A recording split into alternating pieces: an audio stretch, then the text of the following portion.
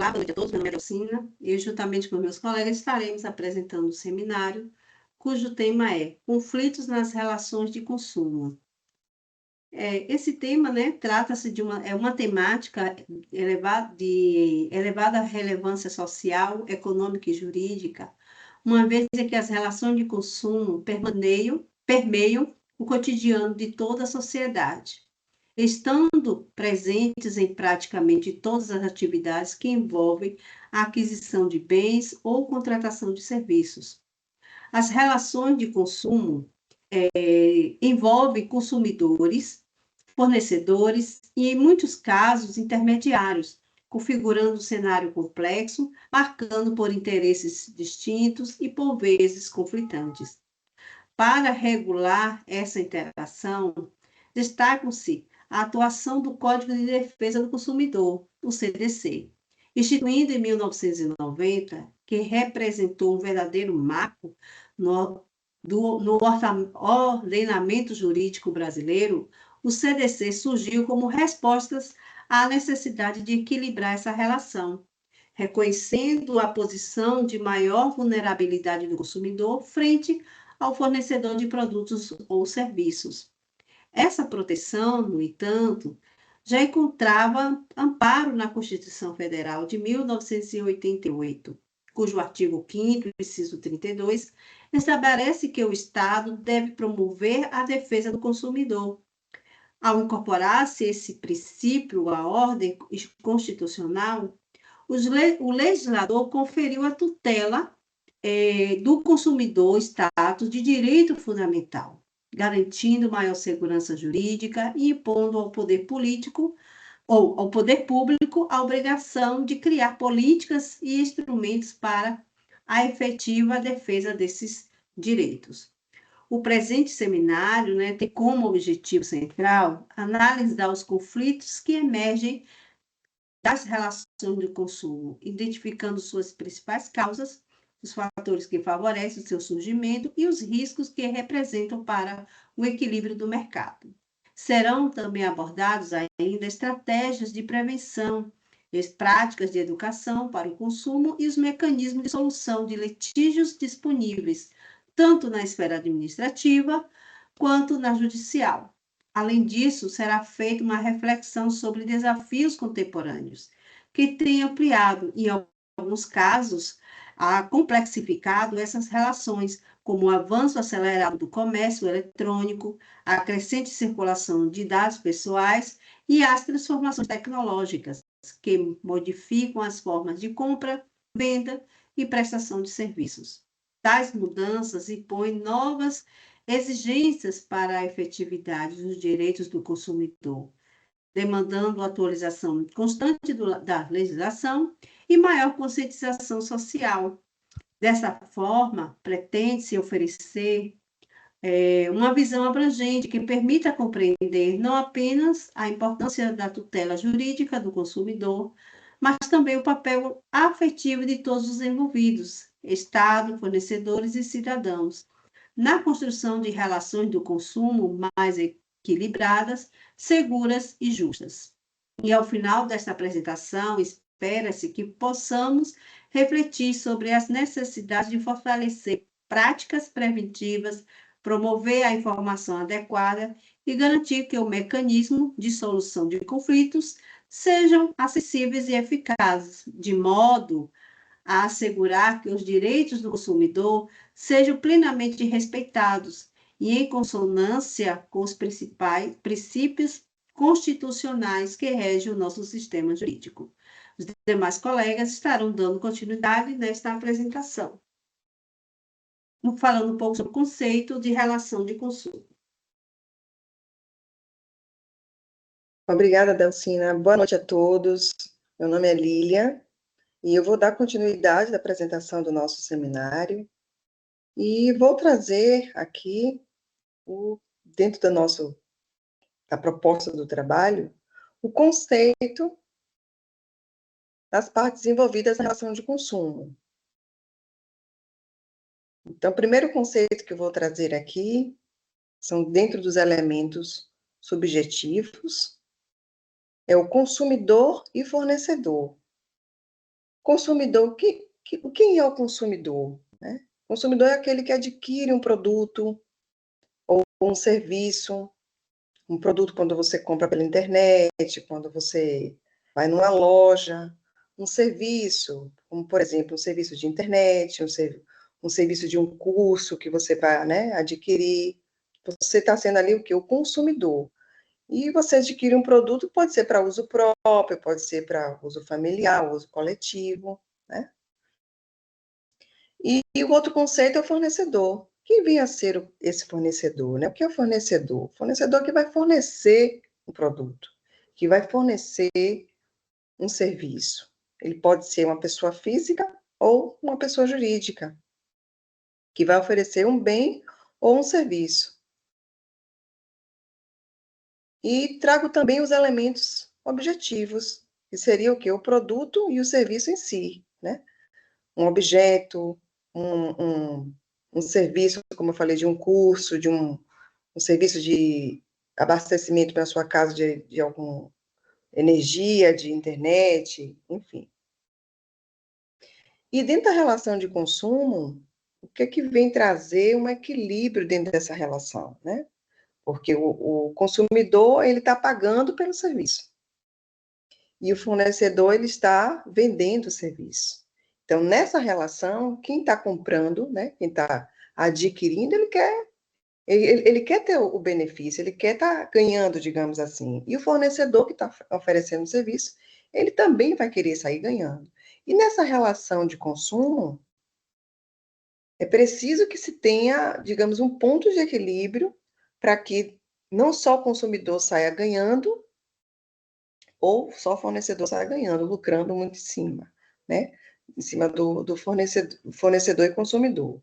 Então, para trazer esse ponto de equilíbrio, tem o Código de Defesa do Consumidor, que vem garantir, proteger o consumidor, considerando o consumidor como uma parte mais, digamos que, vulnerável nessa relação.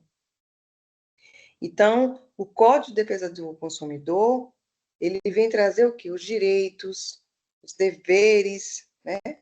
Os direitos do consumidor e os deveres do fornecedor, para assegurar que seja uma troca justa, né, na relação comercial. Então, aí o direito do consumidor é super importante, inclusive a gente tem visto cada vez mais presente nos estabelecimentos comerciais, quando a pessoa vai fazer o pagamento, tem lá o código, né, de defesa do consumidor sempre visível para o consumidor, né? Então, esses conceitos que eu trago para que a gente venha dar continuidade ao nosso trabalho, para entender dentro dessa relação, essas definições, e posteriormente o colega Charles vai trazer aí para a gente um pouco desses conflitos que existem dentro dessa relação, né? E por que a gente vem estudar um pouco isso no seminário, nessa disciplina de negociação e arbitragem. Né? Então, eu passo a palavra para Charles, para que Charles venha discorrer aí, dando para a gente aí como é que vem a questão dos conflitos na relação de consumo. Olá, boa noite. Me chamo Charles Augusto, né? Estarei aqui abordando as causas e formas de conflito. Quando falamos de conflitos na relação de consumo, estamos falando, estamos nos referindo, né, a situações em que os direitos do consumidor ou deveres do fornecedor deixam de ser cumpridos. Na prática, esses conflitos têm origem em alguns fatores recorrentes. As principais causas, né, destacam-se defeitos nos produtos ou serviços. Quando bem adquirido, não funciona como prometido, ou apresenta falhas que comprometem sua utilização, como também o descumprimento de ofertas ou contratos. Ocorre, por exemplo, quando uma loja anuncia um preço ou uma condição de pagamento e no momento da compra não cumpre o que foi divulgado. Também posso falar um pouco sobre a publicidade enganosa ou abusiva. que aquela propaganda que cria no consumidor expectativa irreal sobre o produto ou serviço, induzindo a erro. Essas práticas podem se agravar quando há práticas abusivas, como venda casada, na qual o consumidor é obrigado a adquirir algo que não deseja para ter acesso ao que realmente precisa. O consumidor é obrigado a adquirir ou ainda, né, perdão aqui, ou ainda a cobrança indevida, que é a exigência de valores não previstos ou não contratados. Diante desses problemas, os conflitos podem se manifestar de diferentes formas. A mais comum é a busca de um acordo direto entre consumidor e fornecedor, que costuma ser a solução mais rápida. Quando isso não é suficiente, o consumidor pode recorrer aos órgãos de defesa do consumidor, né, como PROCON ou defensorias públicas, que oferecem orientações jurídicas gratuitas e tentam intermediar a solução. Em situações mais complexas, ou quando não há acordo, os casos podem chegar ao Poder Judiciário, mas também é possível adotar métodos alternativos de resolução de conflitos, como a mediação, conciliação e a arbitragem. Esses mecanismos costumam ser mais céleres, menos onerosos e favorecem o diálogo entre as partes, evitando processos longos e custosos.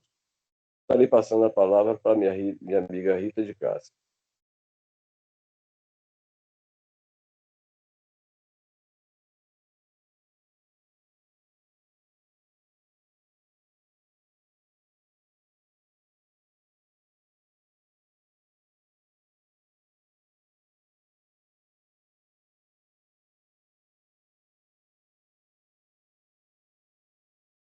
Rita, seu áudio. Prevenção e solução. Algumas medidas são tomadas. Transparência e treinamento.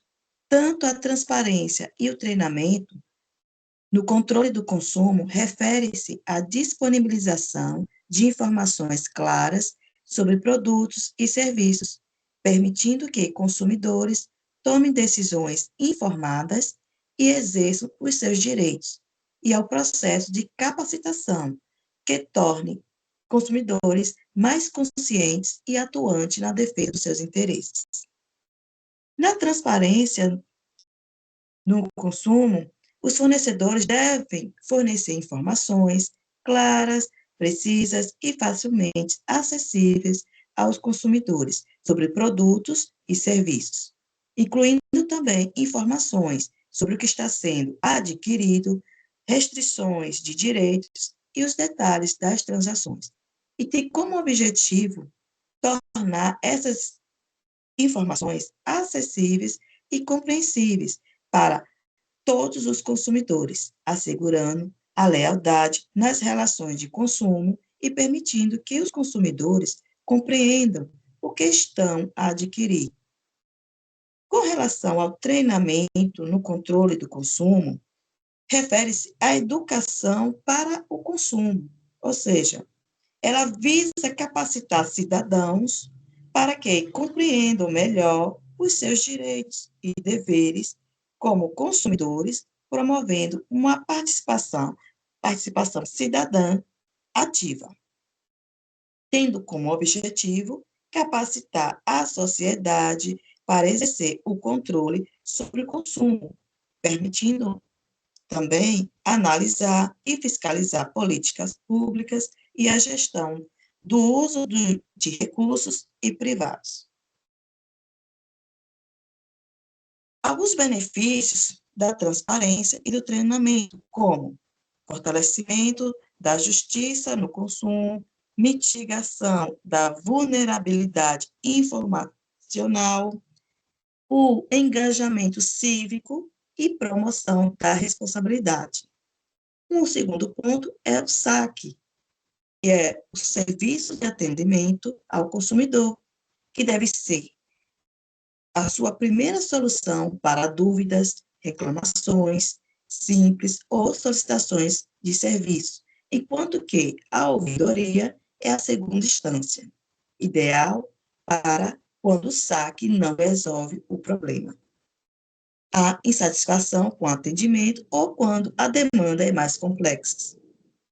Quando você acionar o saque, no primeiro momento, tem que obter um número de protocolo. Se necessário, usar, caso precise, usar ou contratar a ouvidoria.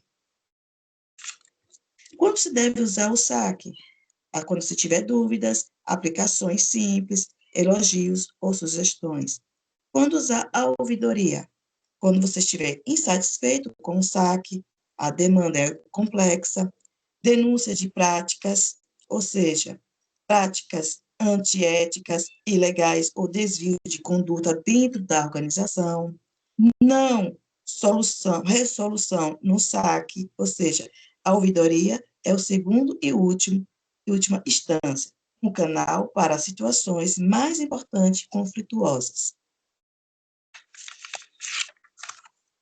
Os PROCONs, é o terceiro item, são órgãos públicos responsáveis pela defesa e proteção dos direitos dos consumidores, atuando na mediação extrajudicial de conflitos, enquanto que as defensorias públicas oferecem assistência jurídica gratuita a quem não podem pagar, representando indivíduos e coletividades em diversas esferas. Ambos fazem parte do Sistema Nacional de Defesa do Consumidor, SNDC, que tem o objetivo de proteger e defender os direitos dos consumidores, atuando como um canal direto de contato entre cidadãos e empresas para resolver problemas de consumo. E tem a função de receber e analisar reclamações, realizar mediações e conciliações entre consumidores e fornecedores, e aplicar também sanções administrativas. As defensorias públicas, elas prestam assistência jurídica integral e gratuita aos necessitados, defendendo seus direitos em juízo e extrajudicialmente, tendo como função oferecer consultoria, defesa e acompanhamento em processos legais para pessoas e grupos sem recursos financeiros para pagar um advogado. E temos, por último, agora, temos também as alternativas, métodos alternativos, como a mediação, conciliação e arbitragem, que são métodos alternativos para a resolução de conflitos, que oferecem soluções mais rápidas, flexíveis do que a via judicial tradicional. A mediação foca na comunicação e na busca de um acordo pelos próprios envolvidos, com a ajuda de um facilitador imparcial. A conciliação é semelhante, mas o conciliador pode ter um papel mais proativo em sugerir soluções e é mais utilizado em conflitos com um problema claro e polarização. Já a arbitragem é um método heterocompositivo, onde um árbitro decide a disputa com uma decisão com força de sentença, sendo o processo mais formal e especializado, ideal para questões empresariais complexas. E, por último, temos aqui agora as plataformas, certo? A plataforma digital, ou seja, a plataforma consumidor.gov.br,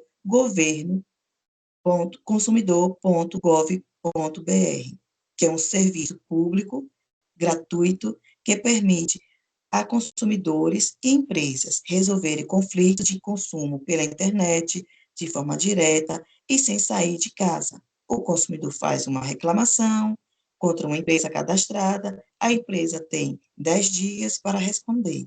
e o consumidor tem 20 dias para avaliar o atendimento recebido.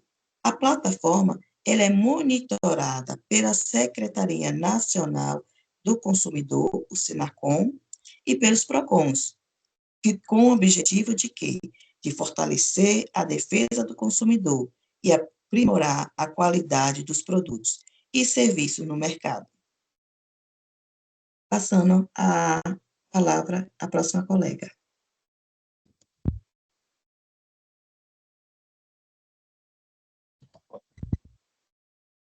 Olá, chegamos ao fim da nossa apresentação sobre conflitos nas relações de consumo, e esse tema faz parte da vida de todos nós, porque de uma forma ou de outra, diariamente, nós somos consumidores e até mesmo, às vezes, em algumas vezes, em alguns casos, somos fornecedores. Ao longo do trabalho, vimos que os conflitos de consumo surgem situações que são muito comuns no nosso dia a dia, né?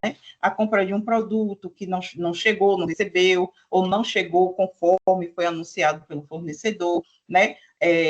Passou pela frustração da espera e do atraso, além do prometido. Outro exemplo também são cobranças indevidas. Eu posso trazer exemplos aqui práticos do meu dia a dia, de situações que eu também já passei, né? Como consumidora. Né, já passei a situação de uma venda indevida, de uma cobrança indevida em um aplicativo de uma conta, né, do meu telefone móvel, em que a plataforma, né, a empresa, o fornecedor do serviço, ele cobrou o uso de uma plataforma que eu nem utilizava, que eu não solicitei, entrei em contato com o próprio fornecedor, né, através dos seus canais de atendimento, fiz a reclamação, e a cobrança indevida foi suspensa, né? O problema foi sanado. Esses problemas têm causas variadas: falhas na qualidade do bem e serviço, descumprimento de contrato, falta de informações claras, práticas abusivas, como a venda casada, e até mesmo a publicidade enganosa, que convence o consumidor a comprar algo que não corresponde com a realidade.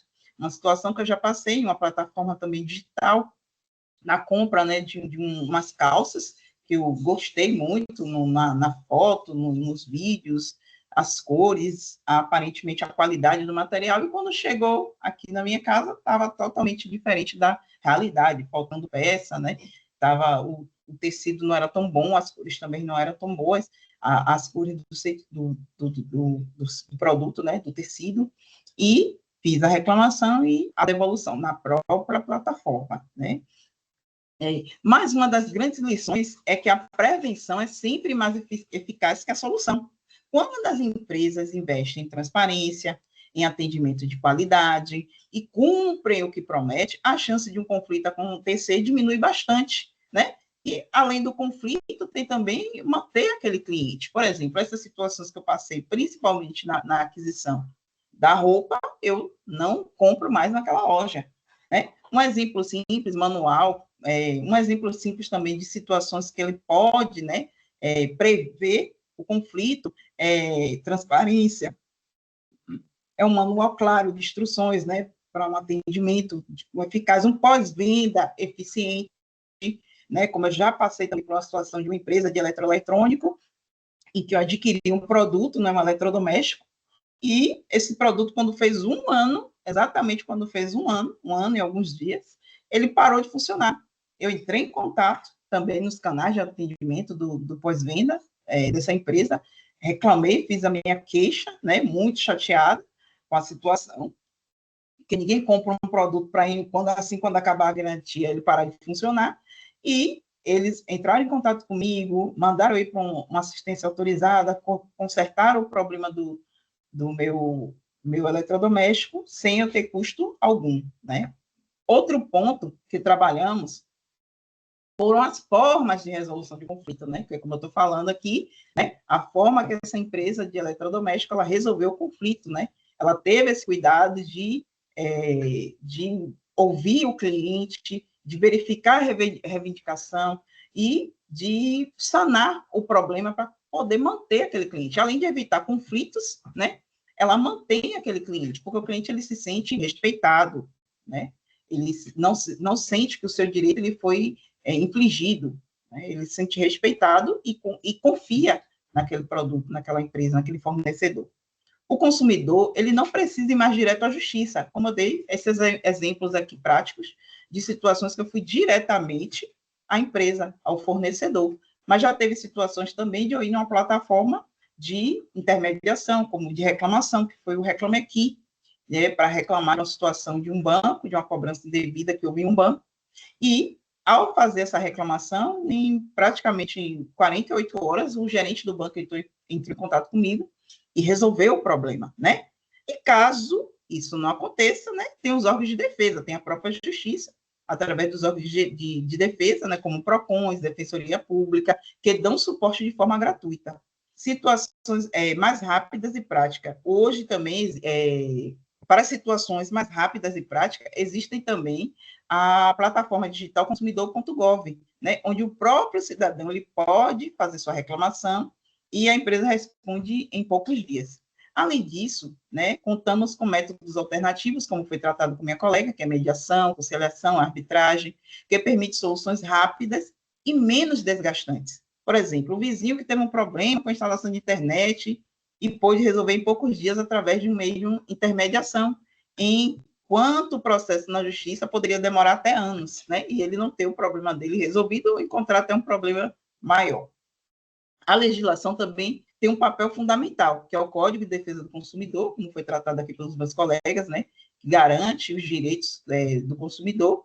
Outro avanço importante é a Lei de Proteção de Dados. Essa lei, por mais que as pessoas elas entendam que ela é para fraudes, para proteger os dados no ambiente digital, ela também protege os dados no ambiente físico, né? Ela também fala como tratar esses dados no ambiente físico, não somente no digital, né? Como que uma empresa ela tem que tratar, por exemplo, uma empresa de RH, né, que tem dados, né, importantes daquele funcionário, né, como nome, telefone, CPF, RG, às vezes dados bancários, nome do dependente, endereço e etc. Ela também tem que tratar esses dados. Essa lei também defende isso, não só no ambiente privado, como também no ambiente público, né? Essa lei ela protege o direito, né, a proteção de dados do cidadão, buscando, né, transparência, buscando que o cidadão ele seja tratado, né, com efetivo respeito, seus dados sejam tratados de maneira confiável, de maneira eficaz, e que se algo for feito com aqueles dados, que tenha a permissão dele de fato. Portanto, podemos concluir que os conflitos nas relações de consumo são inevitáveis em um mercado cada vez mais dinâmico e digital, mas eles podem ser evitados ou resolvidos de forma mais justa quando existe diálogo, responsabilidade e consciência de ambas as partes. Essa questão da consciência, ela é muito importante, né? Porque o consumidor ele precisa saber dos seus direitos, ele precisa estar muito bem informado para que ele possa reivindicar esses direitos, né? Como eu dei os exemplos práticos aqui de situações que eu passei, se eu não conhecesse os meus direitos, talvez simplesmente eu cancelasse e pagasse pelaquele produto, pelaquela venda indevida, né? Pelaquela situação que eu me sentia infligida, né? Que meu direito é infligido. Assim, a construção de um ambiente de consumo mais saudável depende de 3 pilares: prevenção, por meio da transparência, do cumprimento das obrigações, né? O fornecedor, ele tem que ser transparente para o seu consumidor e tem que cumprir as obrigações que ele tem que cumprir o Código de Defesa do Consumidor e as demais leis, né, que protegem esse consumidor, até para ele também se resguardar, né, de um possível litígio na justiça, né, que pode causar também danos e prejuízo para ele.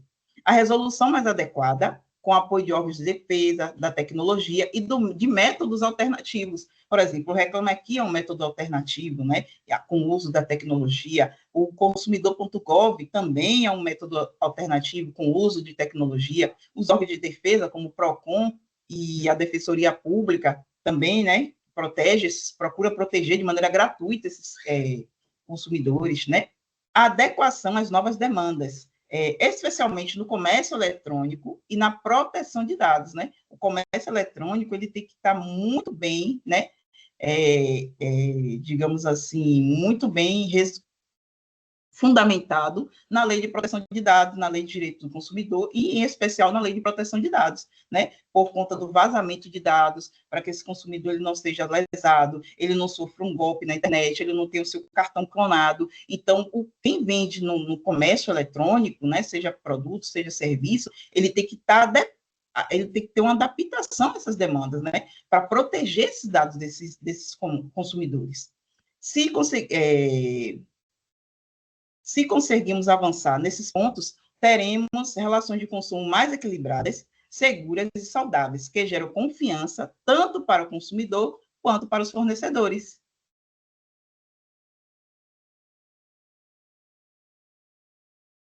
Então, concluímos aqui, né? O estudo da disciplina negociação e arbitragem é muito importante quando falamos de relação de consumo, porque nos mostra caminhos para resolver conflitos entre consumidor e fornecedores de forma mais rápida, né? Justa e menos onerosa, né? Enquanto o Código de Defesa do Consumidor busca garantir o equilíbrio nessa relação, a negociação valoriza o diálogo direto e a construção de acordos.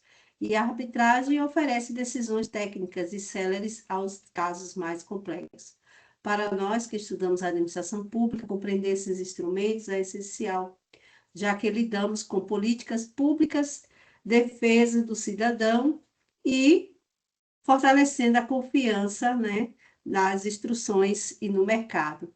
Agradecemos mais uma vez e obrigada a atenção de todos. Essa foi a nossa apresentação. Boa noite.